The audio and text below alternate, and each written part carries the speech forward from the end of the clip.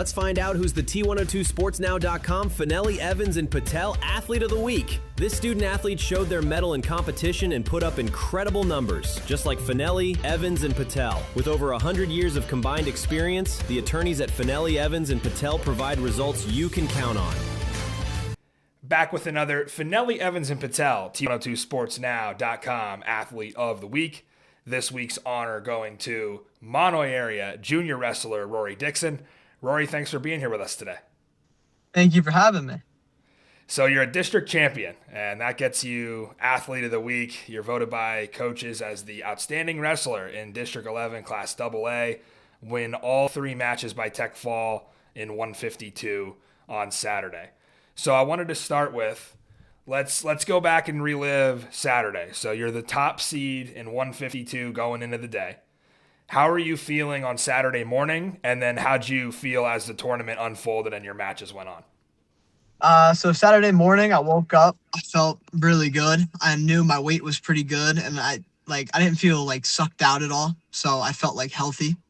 And just being the top seed, I knew like this is just what I'm supposed to be doing at this as the top seed. So just show up and do my job. Yeah, and as you think back to districts last year, I think you wrestled at 160, finished third. What was it like going back to 152 this year? And then were there any other things besides just the weight class difference that might have changed something to get you from just being on the podium to being on the top of it? Just the ability to wrestle all year. So last year, unfortunately, I tore my meniscus again and had to get surgery on it, and it made me miss about half of my season. That's why I was wrestling up at 160, because I just couldn't get down to 152 in time. So just getting down to 152, it's like the weight class for me. I feel really good there. I feel a lot stronger and faster. And I'll tell you, the big deciding factor of it was just the ability to wrestle all year opposed to just 3 weeks before the tournament. Yeah, definitely that consistency can go a long way. Wanted to talk about the co-op with Mahanoy Area. So I introduced you as a Mahanoy Area athlete. You wrestle for Mahanoy Area. You go to school at Marian Catholic. I mean, you've made a name for yourself in the blue and gold there on the Colts football team. For our listeners who might not follow wrestling as closely as they do football, explain how that co-op works.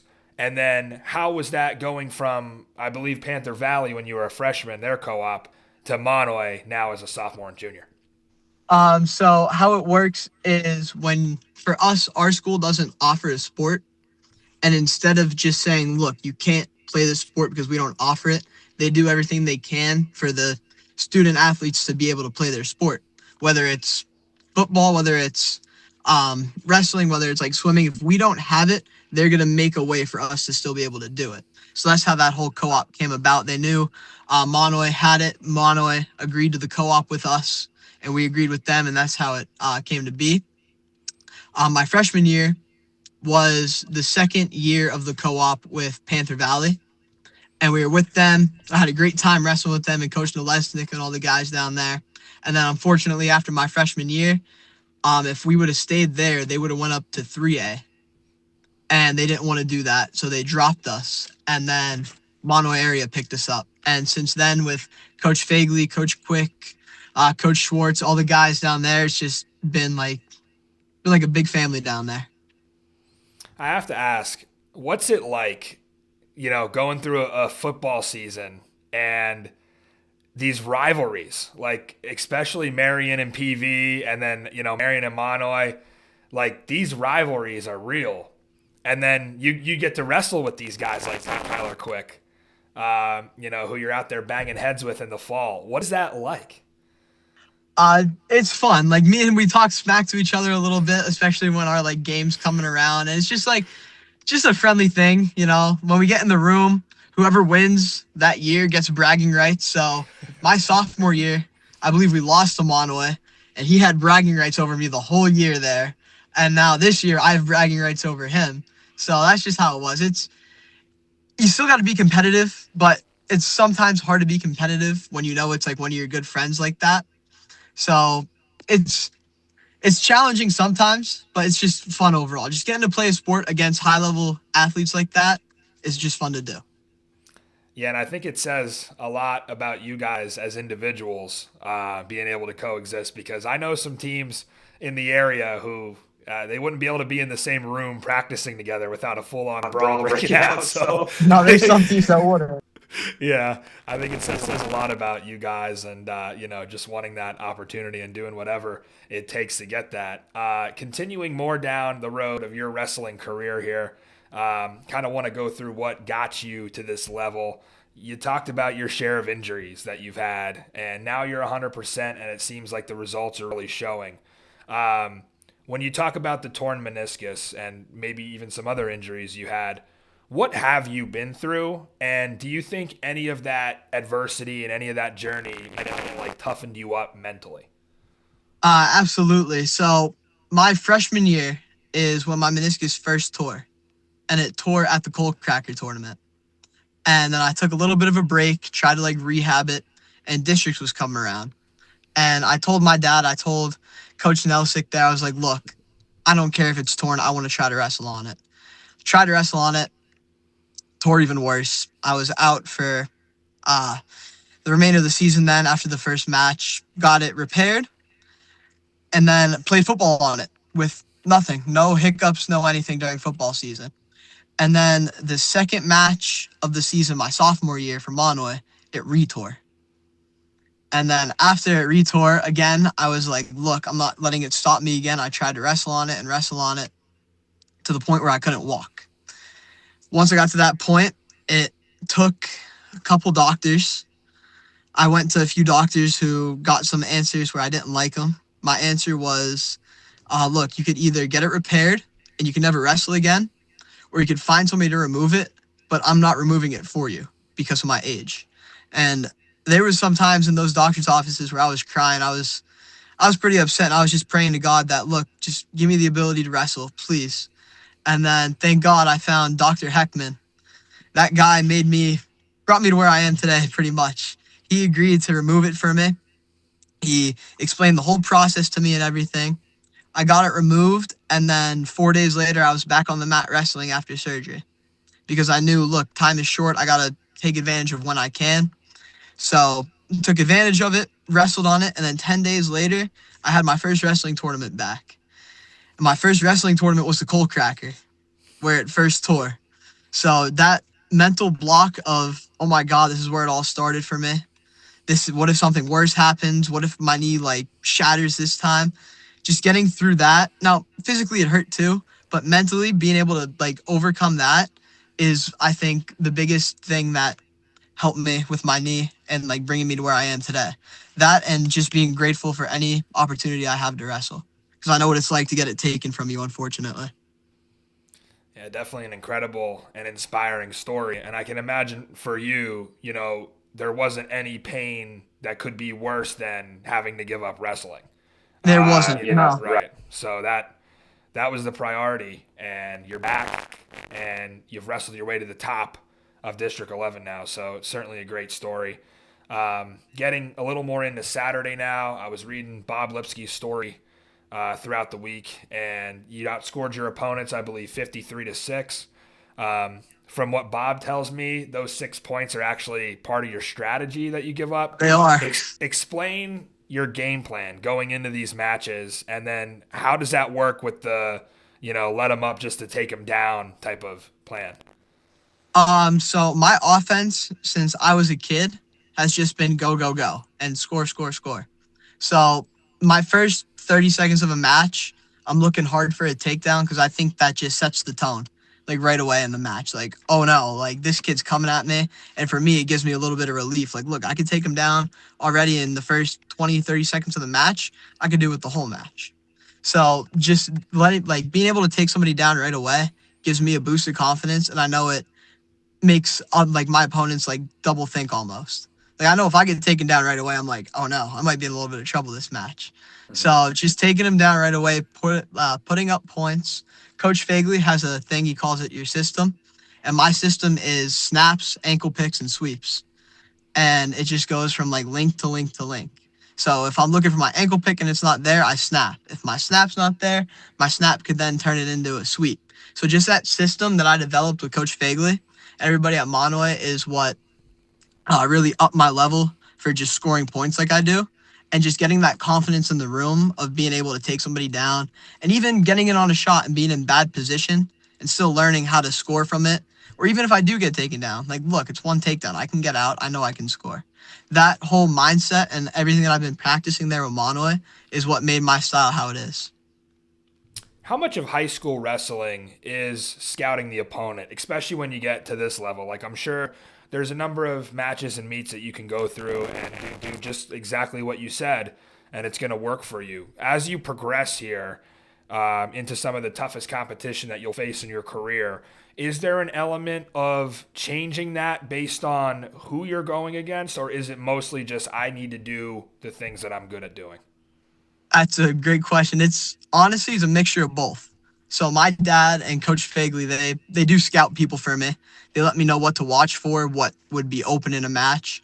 But I still get told every day, especially by Coach Shane Quick, before every match, he says, go out there and do what you do. Stick to your stuff, go score points and have some fun. And just that mindset of, look, I'm going to go score points, I'm going to go have fun, is what I think separates me from a bunch of other people and even some of the best kids in the state. Look, yeah, they're one of the best kids in the state, but if I don't wrestle the same way, it won't be the same outcome. So if I wrestle the same way that I wrestle everybody, whatever the outcome is, the outcome is. As long as I'm out there having fun, scoring points, I think I'm going to be just fine. Absolutely. And getting a little more big picture now into your career, just for some context, you get your 100th win a couple weeks ago. We talk about the dream season you're having so far. You're 44-4 on the year. That district gold that you won Saturday, where does that rank as far as the favorite moments of your wrestling career so far? It's definitely up there, definitely up there because last year I lost in the semis and I watched the kid that I lost to like 9-8 or 9-7 win it, and that was just hard to watch. But just being able to, like, again, just having that ability to be out there to wrestle and the opportunity to take it. If there's any opportunity, I'm going to try my best to take it. Yeah, and getting into your background as an athlete a little bit, we mentioned before you're a standout for the Marian Colts football team. Do you play anything else outside of football and wrestling at this point? No, just football and wrestling. That's it. Okay. Is football or wrestling your favorite? Which one? That's a tough question, but wrestling is, I believe, my favorite sport. Football, I love playing football, but football is just fun for me. Yeah. Wrestling for me, though, is where I do have fun in wrestling, but I know that this is where I got to be serious. Yeah, for sure. And growing up, did that change over the years, or was wrestling always your first love? So I actually didn't start wrestling until I was about 10 years old. So I played football from age like 4 or 5 to about age 10. And then I shied away from football for a little bit and started wrestling. And then my like 7th grade year, I went back to football and just did both together. And that's how I'm now a football player and a wrestler. Yeah, and I wanted to compare and contrast your approach to both of the sports. I always ask, guys who play football and wrestle, I always ask them, what is the difference between the diet, the weight training, and then the practice? What's similar and maybe what's very different about the two? So what's similar for me is just my mindset in either a game, a match, or a practice. No matter where I'm going, I know that I say I have fun, but I do have serious fun. Like, I make sure everything's done right. I make sure everything's done properly, whether it's hitting a hole or reading a run properly, or if it's taking a proper shot with my head up and my shoulder in. Whatever it is there, that's like a big similarity for me. For football, though, for a big difference is just eating. Like, I just eat like crazy during football season. Eat and lift, and then just have fun playing football. And then when wrestling comes around, just not cut weight, but just watch the diet. And for some people, it could be hard. But for the amount of years I've been doing it for, I'm used to it. Just being on like a nice, clean diet like that and like managing my weight. So that's the only like real big difference I can see with football. It's just the big weight jump. But for the similarities, my mindset for both is like the exact same. And then, do you think football makes you a better wrestler or vice versa? I think they both work in each other's favor. So I think for football helping wrestling, for what football does for me for wrestling, so it helps me run my feet. It helps my legs like just go without getting tired. And for wrestling for football, I don't get tired when I play football. And that's just that like wrestler mentality that I have in me. I actually wear a wrestling singlet underneath my uniform when I go play football. And it reminds me that I'm a wrestler and wrestlers don't get tired. So that mindset of I don't get tired in football, and then in wrestling of, look, I'm a running back. I know how to run my feet. If I get on your leg, I'm going to run you down. Well, if we ever see you come out on the mat with a helmet on, I think that might be some kind of violation. So you can do it one way around with so yeah, we got into your present accomplishments here and what got you Athlete of the Week. We covered a little bit about your background as an athlete and some of the past adversity you went through. Now let's shift our focus a little bit into the future. Regionals up next for you this weekend. Last year, you did what you had to do. You qualified for PIAAs. Obviously, the same goal this year, but going a little deeper than just, hey, I want to qualify for states. When you're thinking about this weekend, what do you envision for yourself at regionals? I envision myself in the regional final against Joey Bachman. And he's the number one guy in the state, and I just see fireworks going off that match. Just letting it fly. Whatever happens, happens. All right, that would be a treat. That would be a treat. Yeah, we look forward to covering that one. If you get there, rooting for you as a hometown guy to be able to get there. And, man, I mean, just listening to Rory, obviously inspiring story of the injuries, coming back from those, and then, trying to climb the mountain and get back to the top here. He's done it in District 11 now. The next journey, which is regionals and states. Let's have a little bit of fun, Rory, before we get out of here. We're going to do some this or that Schuylkill County edition. We'll start it off. Bonfires or block parties? Bonfires. Okay. Next one, trucks or Jeeps? Trucks. Absolutely trucks. Hunting or fishing? Fishing. I'm such a good fisher. All right. And then I guess this was when we have to go up to Luzerne County where you're really from. You might have to tell me because I don't get up there that often. Instead of doing a this or that, we'll just say your favorite place to get a slice in Hazleton. My favorite place to get a slice in Hazleton is Two Guys Pizza. So me and my dad would go there after every single football game since I was a young kid and I was the ball boy here at Marian. Me and him would go there to get a slice afterwards. Even till today, like after I won my district championship, we drove home from Freedom and from Liberty, and right to Two Guys we went and got a piece of pizza. There you go. Two Guys is definitely my place. They got to get you like some kind of endorsement deal. I don't know if NIL works in high school, but if so, they should be running commercials with Rory. That is Rory Dixon, our T102 Sports Now. Fanelli, Evans, and Patel, Athlete of the Week. He'll be in action at regionals this weekend, trying to go back to the state tournament and maybe win a regional final. Like you said, he's envisioning it. He's dreaming about it. Rory, can't thank you enough for joining us today. We'll have coverage of you as you continue to go for gold here, and we appreciate you joining us. Thank you so much for having me. Check us out next Wednesday for another T102SportsNow.com Fanelli, Evans, and Patel Athlete of the Week. At Fanelli, Evans, and Patel, get the best when faced with the worst.